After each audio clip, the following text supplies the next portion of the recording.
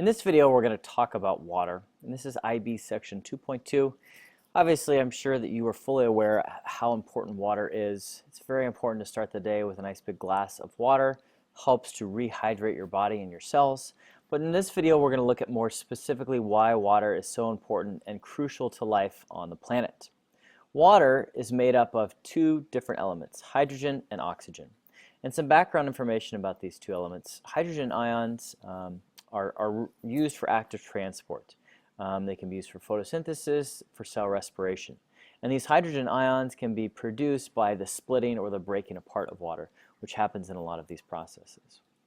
The pH is something that is used to help measure an environmental condition, and pH stands for potential hydrogen, and it measures the activity of dissolved hydrogen ions. And so a low pH measured in a value of 1 to 6, 1 being the strongest or the lowest, has a high concentration of hydrogen ions and is considered an acid. So a pH of 1 is a very strong acid, whereas a pH of 6 is a weak acid.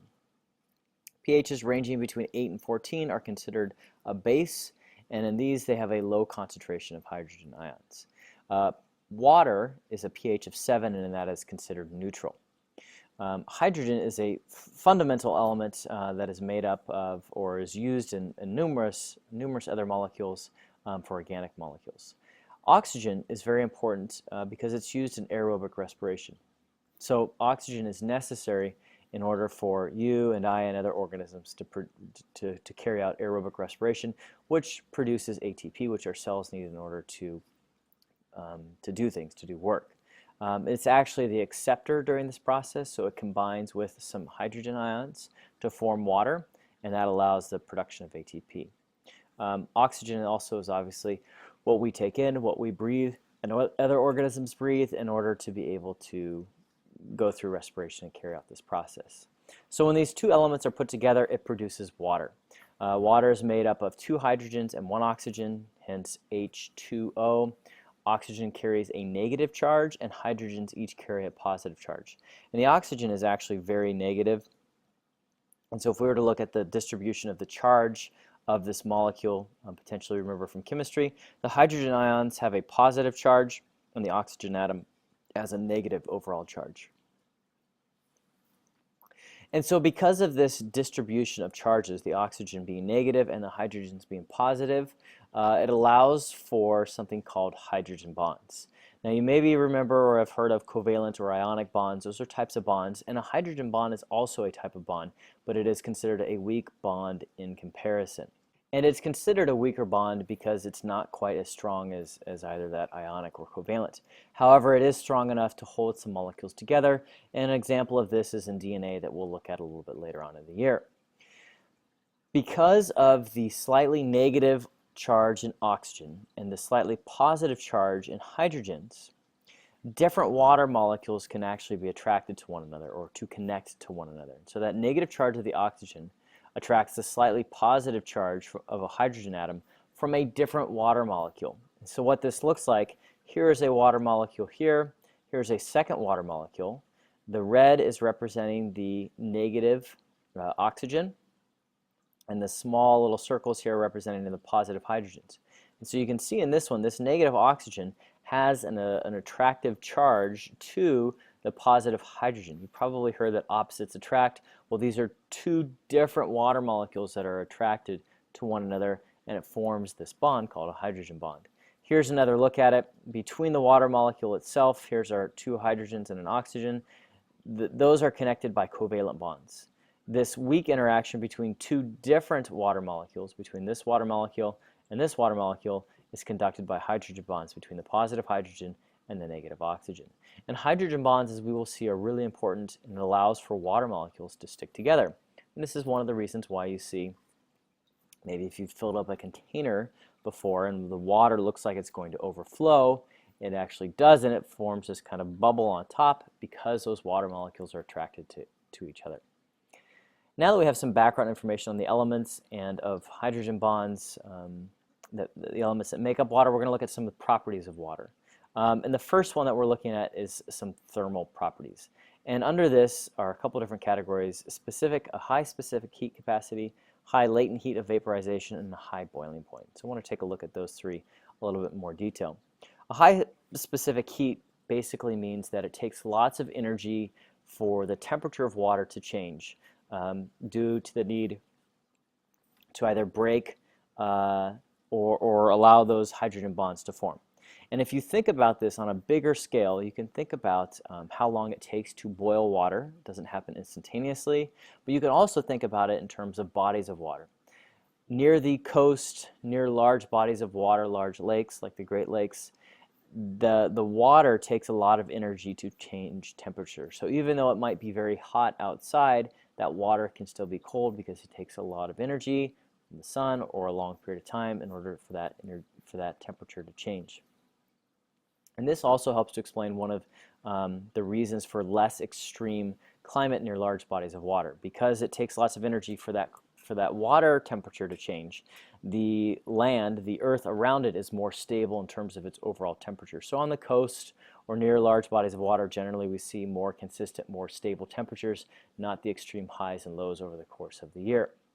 As a result of all this, water temperature remains fairly stable, which is really helpful and good for life that lives in water, for marine organisms, as it provides a high latent heat of vaporization means that when a molecule evaporates, it separates from other molecules in a liquid, and it becomes a vapor. It's a gas. The heat, the energy that's required to do this, is called latent heat of vaporization. And the amount of heat or energy that's required to do this is very high because those hydrogen bonds need to be broken. And so this helps to, this loss of heat and loss of energy is one of the reasons why many organisms, including ourselves, sweat as a way to cool down. The release of energy causes that water to be released. It provides a cooling effect.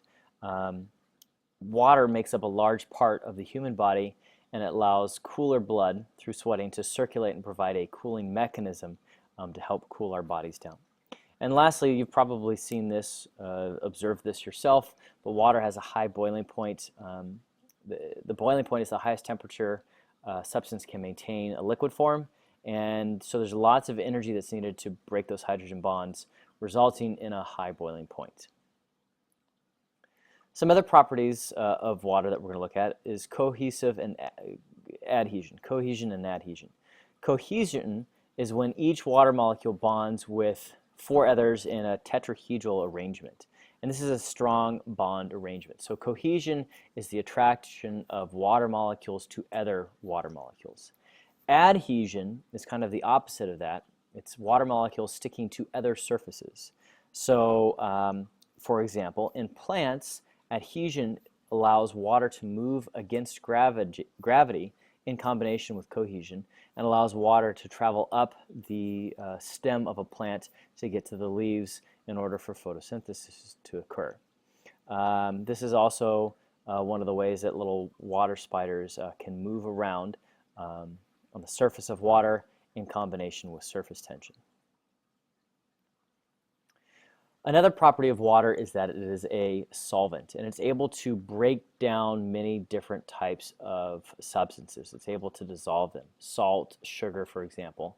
And the reason it's able to do this is because it is polar. Polar means that the molecule, whatever it is, has a separation of electrical charge. So water, as we previously talked about, has a positive hydrogen portion and a negative oxygen portion. So it has a separation of charges. It's not a balanced charge throughout the course of a molecule. It's separate. So this polar nature of water causes it to form shells. You can see that in this image here. It causes it to form shells around charged and other polar molecules, preventing them from clumping together. So we've got a salt crystal here, and we've got some water molecules here.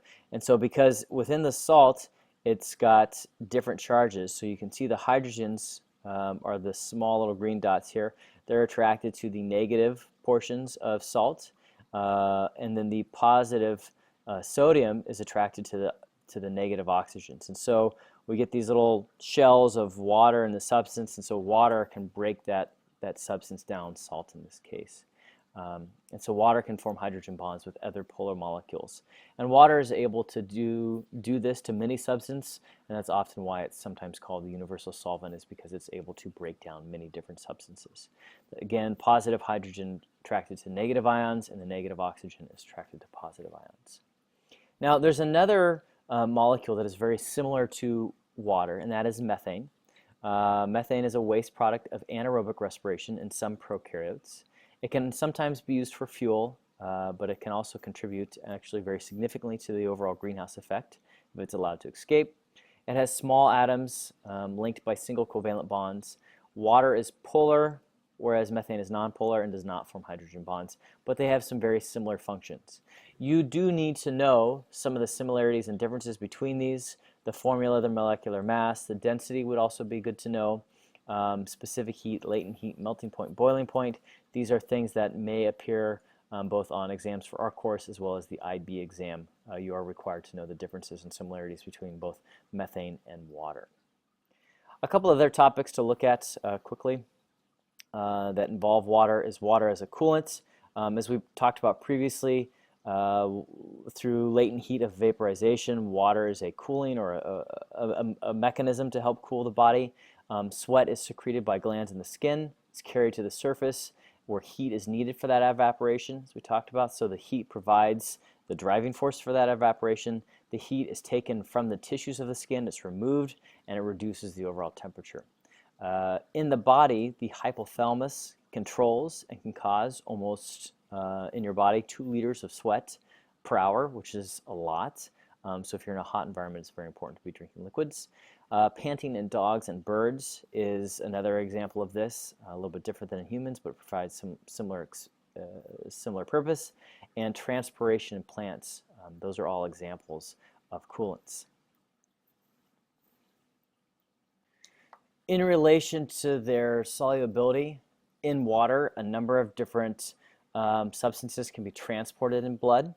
The first being glucose, which is a polar molecule, so it's soluble, can be dissolved in the blood, and therefore transported very easily. When you eat something high in glucose, like something with carbohydrates or sugar or things like that, candy for example, that glucose is released and transported through the bloodstream very quickly. Amino acids have both negative and positive charges, so it's soluble in water, but the amount of how soluble it is depends on the R group, which is a portion of the amino acid we'll look at a little bit later. Cholesterol is not soluble, but it's mostly hydrophobic, and therefore it's transported with fats in something called a lipoprotein complex. It's a group that's, you can see in this image here, and that lipoprotein helps to transport that cholesterol. Fats, also nonpolar. They're large and insoluble in water. You've probably seen this if you've tried to clean a pan with grease or fat in it.